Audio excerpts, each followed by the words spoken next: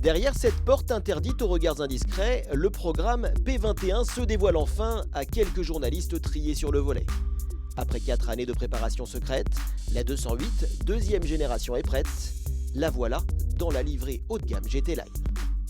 Ce qu'on a cherché à faire, c'est au niveau des proportions, c'est de travailler la voiture pour créer un peu l'esprit de la 205 à l'époque. On ne fait pas du tout du vintage ou du rétro, mais l'esprit qui était la petite bombe, la petite voiture sexy, hyper désirable au premier coup d'œil. Et le coup de crayon est réussi. Inspirée par le concept fractal, la nouvelle 208 s'affirme. Plus sportive, plus musclée que sa devancière. 3 cm plus basse, elle retrouve aussi les dimensions des standards de la catégorie. 4,05 m de long, comme la Clio. Pare-brise plus verticale, capot plus long, la carrosserie est sculptée pour donner davantage de dynamisme à l'arrêt. Sans oublier une petite astuce de design qui donne beaucoup de style à l'ensemble. Un autre paramètre très important aussi, c'est la taille perçue des roues aux 4 coins de la voiture. Alors bien sûr, on est sur du segment B, on ne veut pas mettre des roues gigantesques et coûteuses pour le client.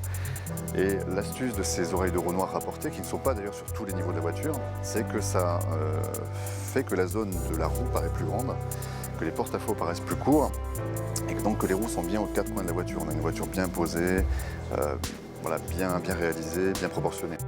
La nouvelle signature lumineuse reprend les codes de la 508 avec ses crocs de lion qui semblent vouloir dévorer la route. Au-dessus de la calandre, le nom de la voiture est posé sur le capot, clin d'œil au passé. En revanche, pas besoin de chrome ni d'artifice superflu. Toute la vibration de la voiture est faite par la sculpture du pare-choc. Donc il y a de la sculpture très profonde ici au niveau des phares, de nouveau ici dans la zone basse. Donc on voit des zones très claires, très colorées, des zones plus dans l'ombre, claires de nouveau, et on crée beaucoup d'animation sur la face avant par la sculpture, en 3 dimensions et pas par le rajout d'éléments. Ça c'est un gage de qualité, de maîtrise industrielle de l'objet, donc d'hyper qualité de l'objet au final.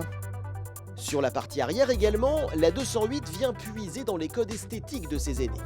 Le bandeau noir, ça rappelle la 3008, la 508 également, où on a joué le même principe. Mais finalement, ça c'est un clin d'œil de nouveau à notre histoire. Sur les 405, sur les 205, il y avait un bandeau, alors parfois qui était noir, parfois couleur caisse, mais strié, avec des stries marquées, qui connectaient en tout cas les 2 feux arrière. Déjà à l'époque, il y avait l'intention de jouer cet effet de largeur par ce graphisme qui connecte les feux arrière. Et c'est ce principe que l'on réactive, cette fois-ci en noir brillant sur nos modèles du moment. Résultat, cette nouvelle 208 inspire confiance. Elle apparaît plus statutaire, mais aussi plus technologique que la précédente génération. Dans l'habitacle, le sentiment de montée en gamme est très net. Autour du tableau de bord, le célèbre iCockpit fait un nouveau bond en avant et passe carrément en 3 dimensions. On s'est dit que finalement, aller chercher l'information dans ces nouvelles dalles qui sont assez étendues avec beaucoup d'informations, il y avait un vrai besoin de hiérarchie de l'information. Et du coup, l'effet 3D, il vient de 2 plans finalement. Un plan principal d'information et un autre qui vient par devant avec l'information principale.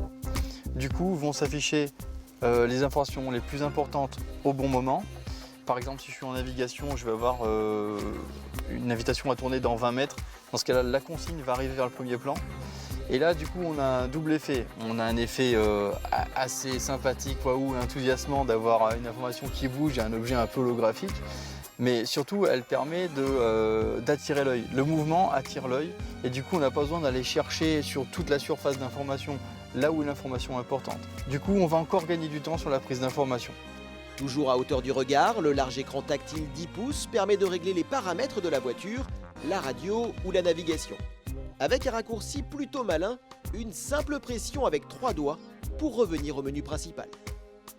Le volant est repris à l'identique du SUV 3008, tout comme les touches piano qui rassemblent les commandes de sécurité élémentaires au-dessus d'un rangement intelligent. Cette console centrale, elle est créée autour de l'utilisation du smartphone notamment, avec ici une zone de dépose de recharge nomade qui peut être signalée ici, mais également avec une autre position. Par exemple, le passager va pouvoir lui aussi poser son téléphone et venir facilement connecter à une USB-C. Depuis 2012, la 208 s'est déjà vendue à plus de 2 millions d'unités. Gageons que cette nouvelle édition réussisse les mêmes performances commerciales, d'autant qu'une motorisation électrique va faire son apparition d'ici 2020. La i208 dispose d'ailleurs de ses propres signes distinctifs. Que ce soit sur l'emblème ou sur certains éléments extérieurs et intérieurs, on a fabriqué une teinte qu'on a appelée le dichroïque. C'est une sorte de bleu-vert dichroïque, c'est-à-dire que c'est une teinte assez changeante, comme illustré là sur un Arteuil de Peugeot. Ça symbolise justement le côté technologique qu'apporte justement ce type de motorisation. En petit clin d'œil, on a voulu le jouer aussi sur les surpiqûres de siège. On retrouvera justement des touches changeantes qui vont du jaune au bleu. Mélange de sportivité, de technologie avec une pointe d'héritage Peugeot, les atouts séduction ne manquent pas pour la nouvelle 208, bien équipée pour rester la reine des parcours urbains dans les prochaines années.